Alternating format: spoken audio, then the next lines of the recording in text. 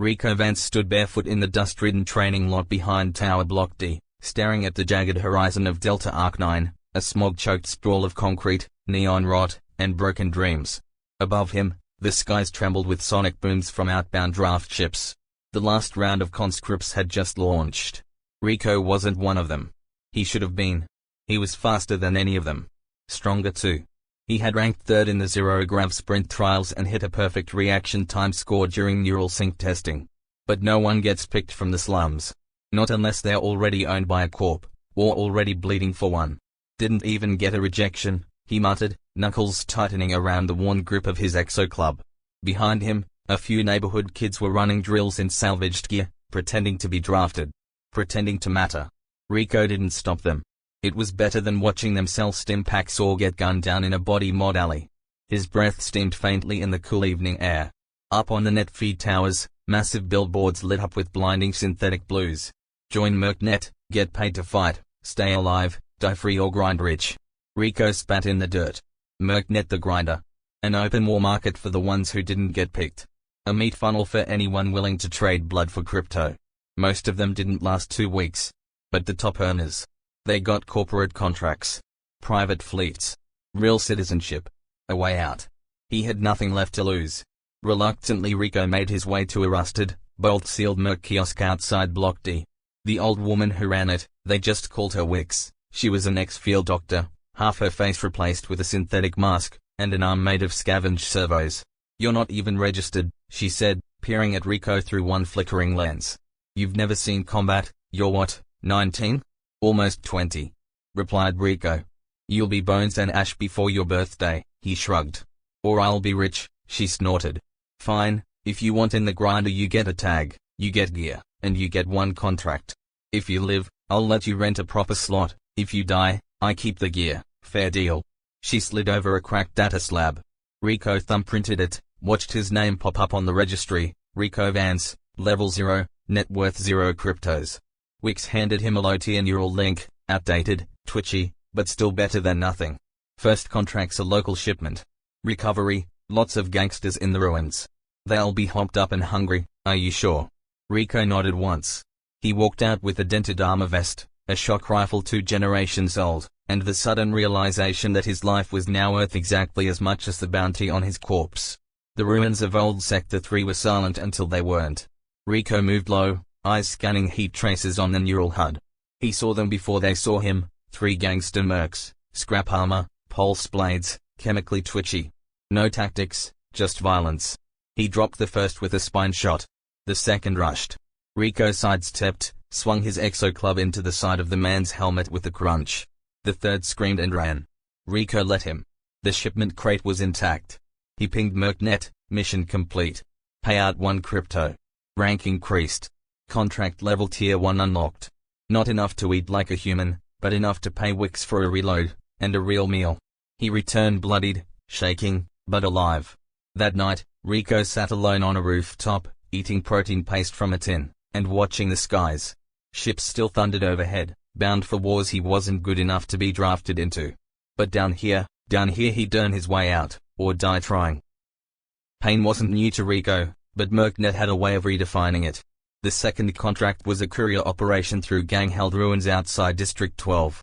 What should have been a simple run-and-gun turned into a slog through a booby-trapped underpass, a collapsed rail tunnel, and a 15-minute firefight, with a doped-up bioroid pack. He came back limping, one shoulder scorched, and with half his ammo gone.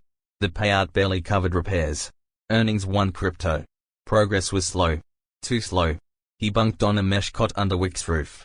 She didn't ask questions. He didn't talk. The rest of the mercs called him Ghost, the silent rookie who came back alive every time. That made them uneasy. No one trusted a quiet survivor. Week 4. The mission board lit up with a contract-flagged black card unrestricted zone, real-time feed, elite viewers. It meant high payout, but no rules. Anything goes. No medevacs. No backup. You take this one, Wix said, and you're not a rookie anymore. But you go in solo. Rico took it. The zone was a shattered combat dome in the cratered outskirts of Arc 9. Viewers paid to stream every minute, VIPs, execs, corporataires. A blood sport for the rich. Rico didn't care. He just wanted the credits. His opponent was ex-military. Augmented spine. Carbon blades in his arms. Heavy exo-armor from a fallen corpo war front. Rico had a pulse knife and a shock pistol. The fight was over in less than 60 seconds. Rico dodged the first strike, let the man lunge, then pivoted and jammed the knife through a joint gap at the neck. Quick. Brutal. Efficient. The crowd loved it. Black card victory bonus, 4 cryptos, rank level 3, Mercnet net feed, plus 12,000 followers. For the first time, Rico had enough to upgrade his rig. He paid Wix off. Bought his own bunk. Swapped his twitchy neural link for a stabilized M9 Cortex band. Every credit burned, but it bought him focus. And in the grinder, focus was life. At level 3, Mercnet opened a new tier, Squad Ops. Higher pay. Higher risk. Bigger targets. That's how Rico met Zeke, a former orbital marine turned freelance unit leader, and Gale, a twitchy sniper with drone support. Both had been in the grinder for over a year, neither liked strangers. But Rico's black card kill earned him a sliver of respect. The contract was a depot raid to neutralize hostiles, secure supplies, and extract data from a crashed corpo skimmer, simple on paper, but execution was hell. They dropped in under a full moon, a quiet insertion via a stolen grab bike. The depot was crawling with merc gangsters, most ex-feds, all armed to the teeth. Zeke breached the gate with a shape charge, and it was blood and fire from the moment they stepped through. Kale dropped 3 targets before the alarm sounded. Rico swept left, flanked the comms tower, and took out the Overwatch team with precise burst shots. Zeke was hit, leg torn up by an auto turret. Rico dragged him back behind a crate and patched him with biofoam under live fire. Kale covered with suppressive drone fire. They exfiltrated with half the depot in flames and the data core in hand. Squad contract completed, earnings, 6 cryptos split 3 ways, rank level 4, Zeke nodded once that night, not bad. That was the closest thing to friendship Rico had felt in months. As the jobs got tougher, so did the consequences. Rico was sleeping 2 hours a night, twitching on stims. Half his meals came from ration packs, soaked in cheap synthetic sauce. His body was wearing down. His armor was patched with scavenged plating. His neural rig glitched under stress. But he couldn't stop. His mother's old debts still lingered. Gang collectors kept torching units in his tower block.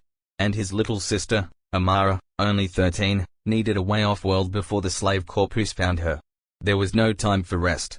Wix warned him. You're running on fumes. Take a break or you'll burn out.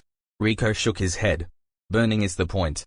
It wasn't long before a corpo noticed him. Onyx Frontier, one of the Big 8, had sent a recruiter in polished combat black, with a silver neural halo, and a face too pretty to trust. You've got numbers, she said. High survival. Clean kill ratio. You're marketable. I'm not for sale, oh, but you are, she smirked. Everyone in the grinder is. Whether you admit it or not. She offered a corpo trial, 1 elite mission, under contract. Survive, and he'd get permanent sponsorship, citizenship, high-tier gear, and off-world options. Refuse, and she'd send someone else. Rico signed. The op was off-grid, deep in the Outer Rift slums. A rogue AI drone swarm had gone feral, killing civilians, hacking biochips, turning street gangs into meat puppets. Rico dropped in with 3 other trial mercs. None survived past the 2nd hour. He had to fight through walls of twitching, infected bodies barely human, screaming and corrupted code. The ammo ran out. He used blades. Then fists. Then a pipe ripped from a wall. By the end, he was soaked in gore, limping, one eye swollen shut.